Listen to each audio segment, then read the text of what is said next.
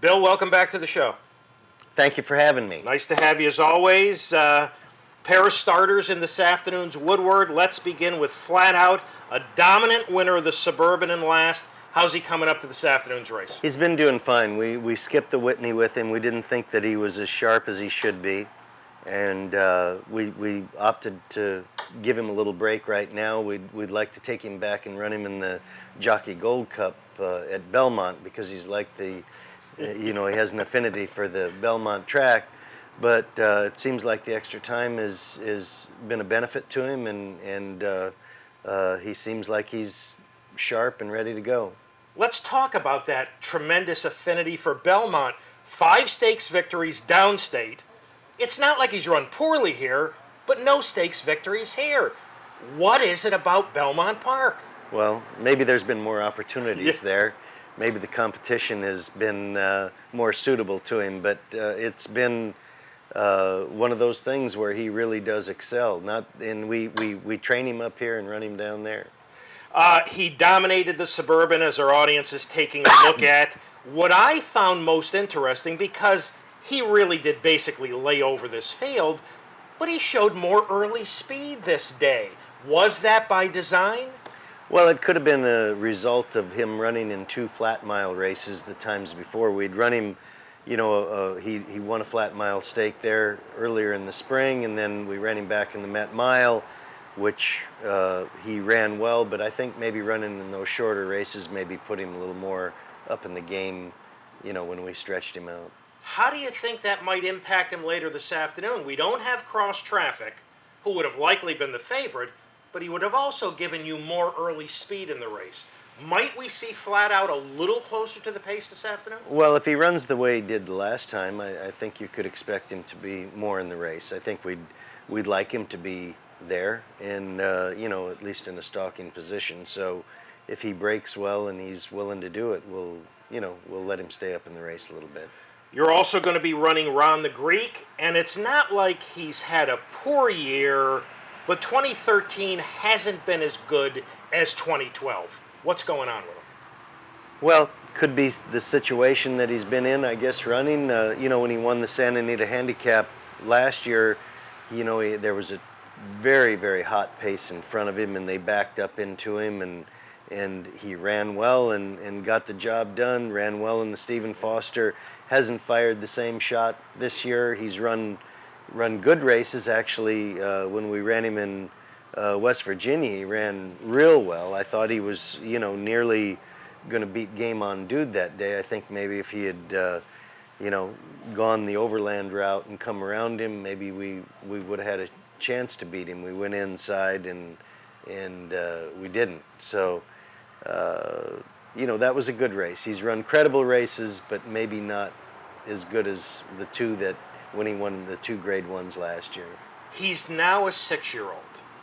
Does he still train with enthusiasm? Have you noticed any dramatic changes? I think he trains much the same way. I don't think there's a big difference in the way he trains in the mornings. I don't think there's, he's never been a horse that would wow you in the morning, so he never did before, and he hasn't now. His works are steady, they're useful, but you don't walk away from the training track thinking, boy, look what he just did, and checking your watch and make sure it's right. So, he works just average works, and he runs well off of those type of works.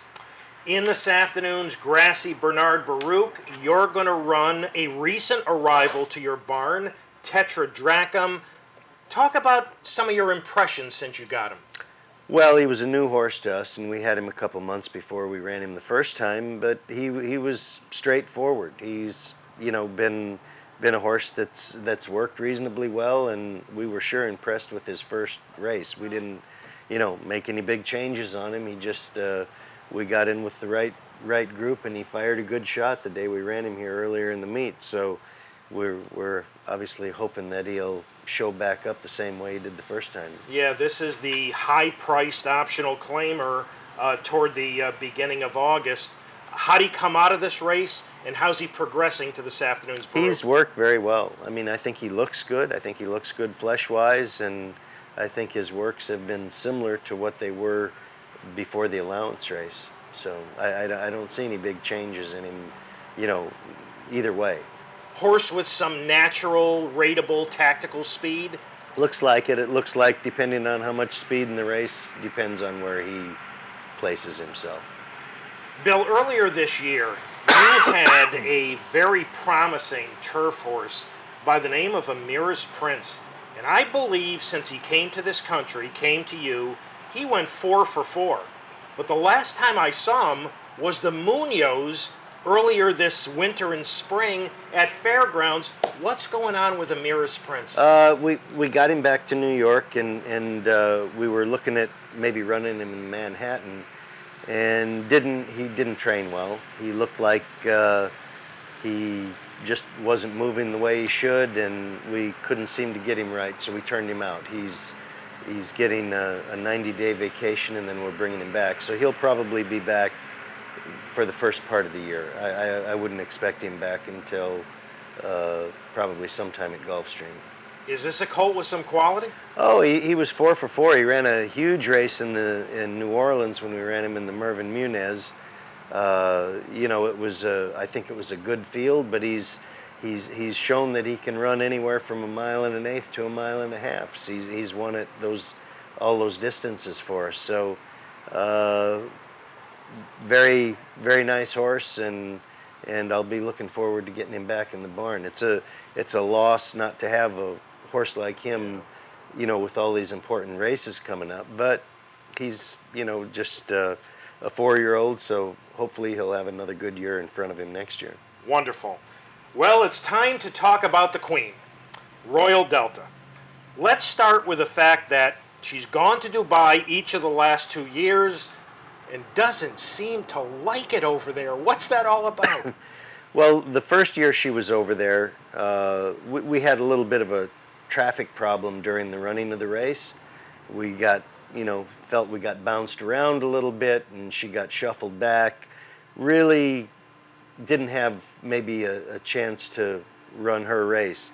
This past year, we thought she trained well over the racetrack over there. She was doing very well. I make no excuses about the way she shipped or the way she saddled up and went to the post. I thought that all went perfectly, but for whatever reason, the track was not in the same condition on race night that it was what we trained on in the mornings.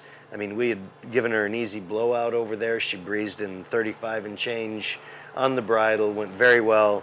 On race night, when she left the gate, it just, Mike said after she went 4 or 5 strides, he said he knew he was in trouble. He said the ground was very soft. They'd either cut it up or changed the synthetic track in some fashion. In fact, I had heard that from some other jocks earlier in the evening before we ran in the World Cup, and they said the track had changed dramatically, and they said their horses, that the particular horses that they had been on hadn't handled it, and we didn't feel like she was able to carry her speed at all on that racetrack. You brought her back from Dubai, and you ran her in the Fleur de Lis, same race she used a year ago, where she looked sensational a year ago. She runs in the Fleur de Lis, and she doesn't even look like Royal Delta. You take her off Lasix, and she returns to her old self. Coincidence or meaningful? I think it could be a little of both, I suppose. She had won with Lasix before last year, but we just felt on this particular occasion in Kentucky, the weather was very hot and humid once again, which she had run in hot and humid weather before, but she seemed to be in a little bit of distress after the race, and we thought she showed some of the symptomatic signs that they show when the Lasix has an adverse effect on them, and we just made the choice to take her off. We didn't feel she needed it. She's not been known to be a bad bleeder or a horse that needed Lasix. We don't treat her with Lasix in the mornings when she breezes. We don't give it to her before workouts. So, and she's always worked well. So I just made the choice to take her off, and it's worked out at least the last 2 times. It certainly has, and here's a piece of last Sunday's personal ensign. For our audience, you had to be awfully pleased with this performance. I was I was pleased with the performance and relieved, obviously, when you take one over like her and she's, you know, 1 to 2 or 1 to 5, whatever price she might be. It was a short price. It's always a relief to get them around there, have them perform well, and not disappoint anybody. She certainly didn't disappoint me, and I don't think she disappointed anybody else. Everybody is asking me, as I'm sure they're asking you, is she going to face the boys later this year in the Classic? You're in a unique situation with her right now. She has got a sizable lead in the filly and mare category for another Eclipse. And if she wins the Beldame, will the Beldame be next, by the way? That's our plan Okay. right now. All things go well up until that point, yes. She's got a sizable lead right now, and if she wins the Beldame, it's probably an insurmountable lead. So it's almost like a freebie for the Breeders' Cup. You run against the boys, even if you get beat, she still gets the Eclipse for champion filly or mare. You beat the boys, she might be horse of the year.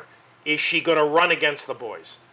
We haven't determined that yet. I think the same thing we did last year. We nominated her for both races. We made the choice to run in the filly division. And I would have no problem running her back in the filly division. I don't think if we were able to win another Breeders' Cup Distaff or the Classic filly race, I think it would be a feather in her cap to win 3 of those. So I don't think there's a negative, no matter how we do it. If I'm not mistaken, after last year's Breeders' Cup, Mr. Leone hinted that it was going to be 2013 where she would face the boys in the Classic.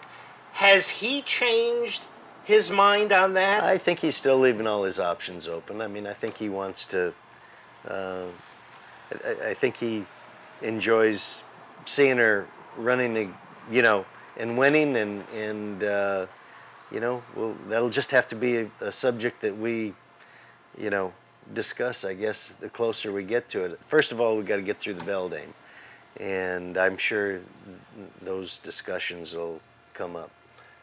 Is she, and obviously you've run against the boys in Dubai 2 years, is she physically and mentally capable of running against the top males? I think she is. I'm sure she would put on a good performance. Can she beat them? Could she beat them every time? She could beat them part of the time. Can she beat them every time? I don't know the answer to that. I guess that's something we'd have to do. And I'm sure Mr. Leone is probably, curious to know how she would do against the boys as well. So, if we don't do it this year, maybe next year. There's always great anticipation with a great race mare like Royal Delta. We saw it with Zenyatta go up against the boys in the Classic. We love to see the top fillies run against the males, so we'll hope that happens later in the year. Did she come out of the Personal Ensign well? Oh, she How's looks she doing? great. She looks great. Yeah, she really does. She looks good. She looks like she's bounced back in very good order from it.